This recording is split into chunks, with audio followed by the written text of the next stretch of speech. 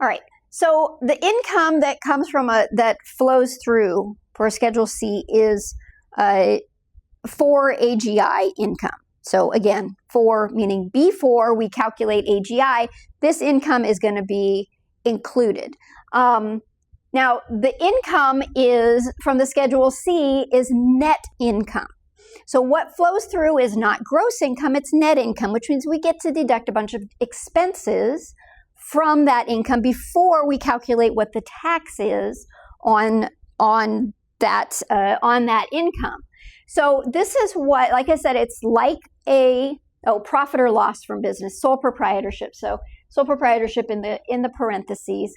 Like I said, it's like a income statement. So up at the top here, name of the proprietor, the business or profession, or including any product or service. So like what the description of what it is that you're doing. So that bookkeeping example, bookkeeping services, business name if it's different. Now there's no requirement that you have a different business name, but if you do, the IRS wants to know what that business name is. So if I have a bookkeeping business and I call it Kelly's Bookkeeping Business, that's what I would put in there. My name would be up here, Kelly Murphy up at the top, but then my business name, Kelly's Bookkeeping Services. So whatever that name is.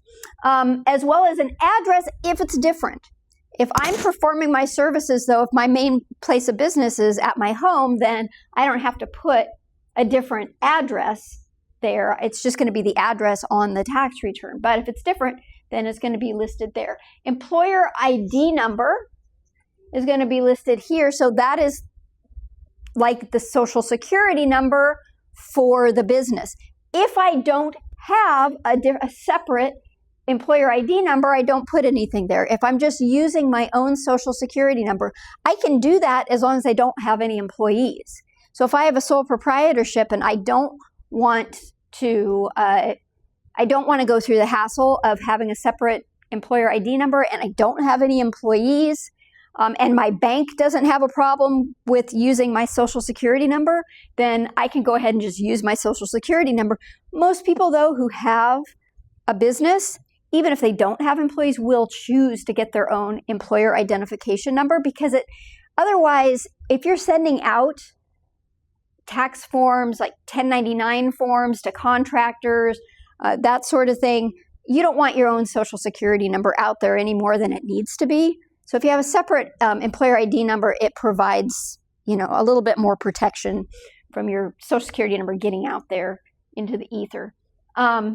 Business code, there is a whole list of codes, just hundreds, maybe thousands of different codes that are, 1, 2, 3, 4, 5, 6 digits that describe different types of businesses. So like a florist has its own business code. A web designer has their own business code. And these are all listed under, the IRS has that list that's available. It's something that can be looked up online as well. So that's what they're talking about for the business code. Now, as I mentioned, we're talking about a cash basis. I really can't even think of a situation where you would use an accrual basis for a sole proprietorship. So this is going to be, mostly it's going to be cash. There's a list of questions here. Did you materially participate in the operation of this business during the year?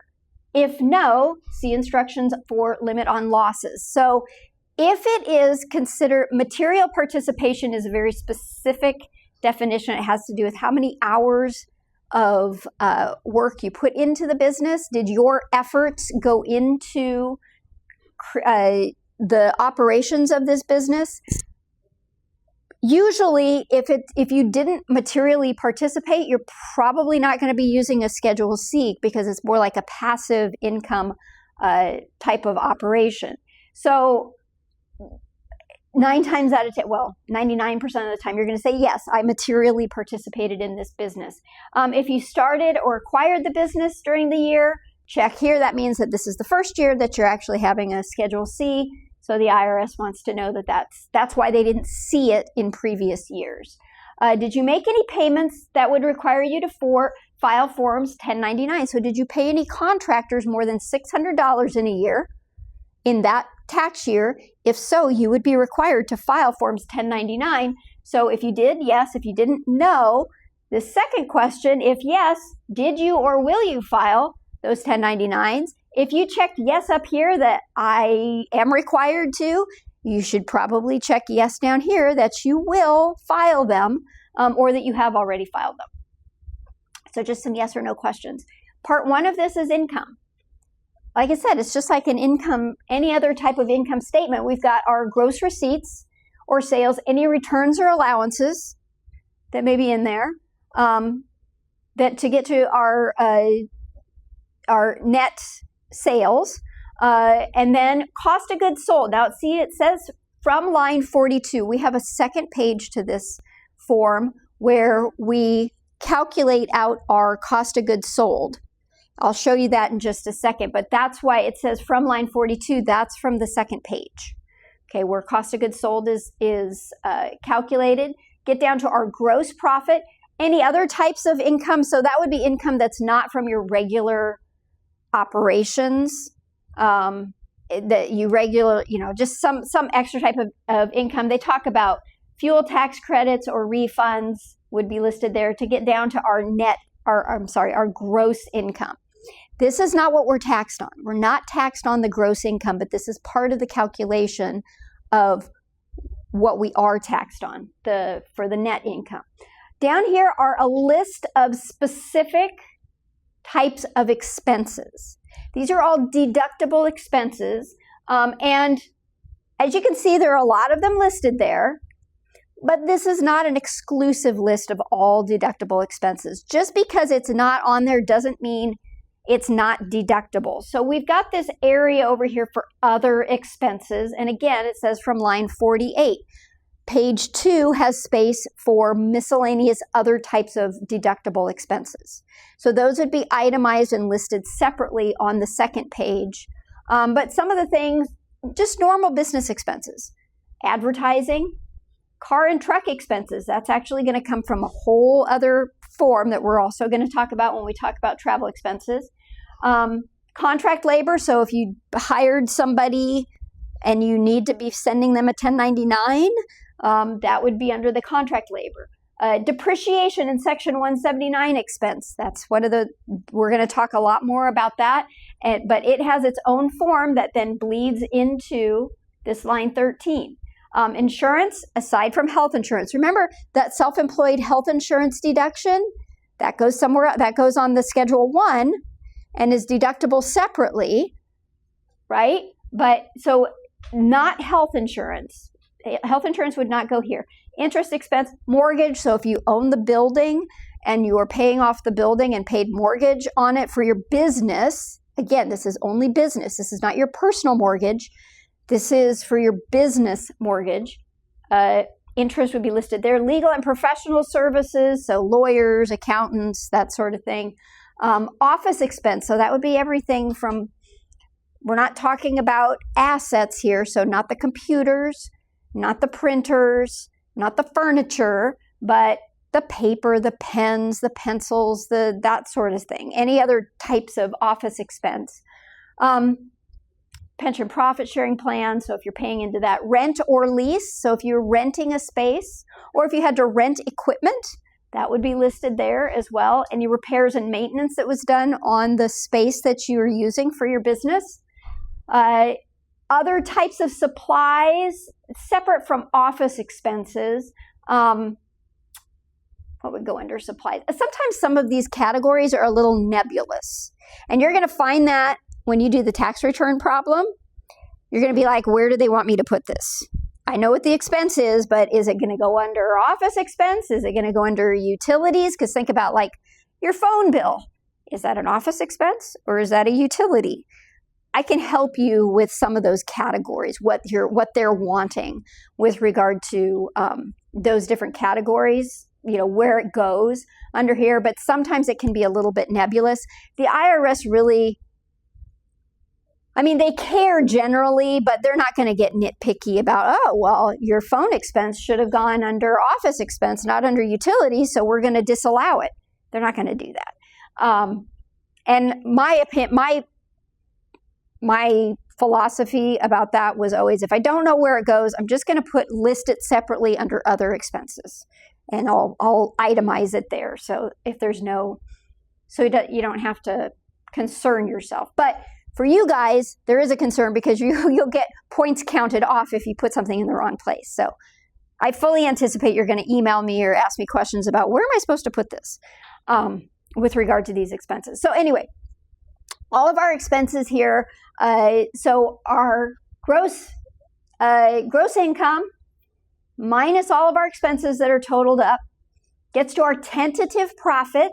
So tentative meaning we're not quite done yet. We may have some more calculation that we have to do.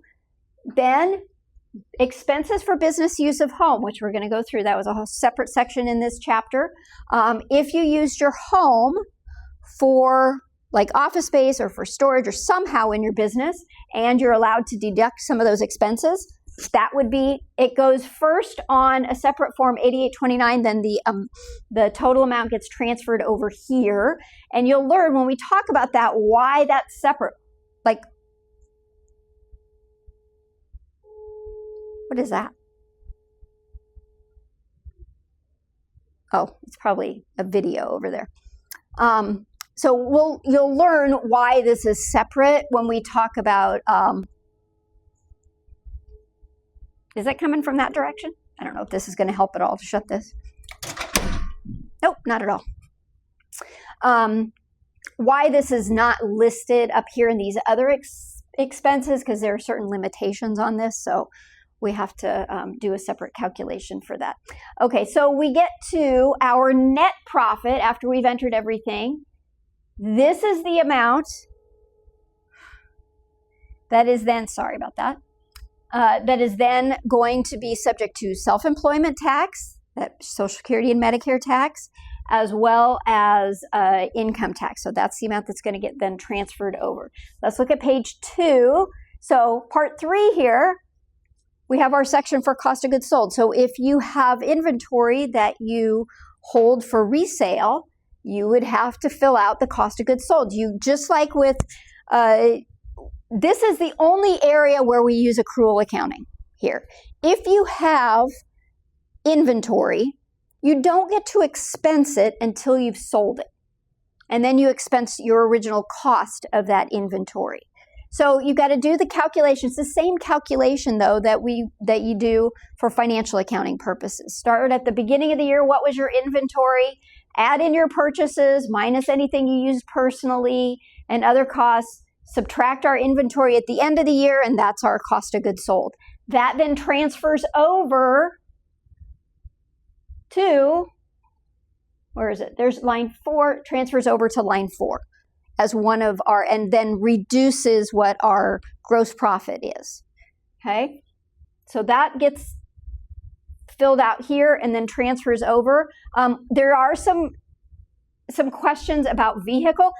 Sometimes you enter the information about vehicle use here. Sometimes you enter it on a separate form. So if you only use your vehicle and you took mileage, you didn't depreciate it at all, you're not using it as an asset in your business, you can just claim the mileage here as a separate deduction. But in our examples, we actually have to put it on a separate form because we're using that vehicle more in the business. So this is information about where we put the information about how many miles we drove, how many business miles in that.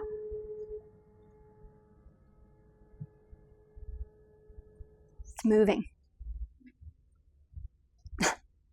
Okay. The other expenses, where I said you could list it separately, this is the area for that.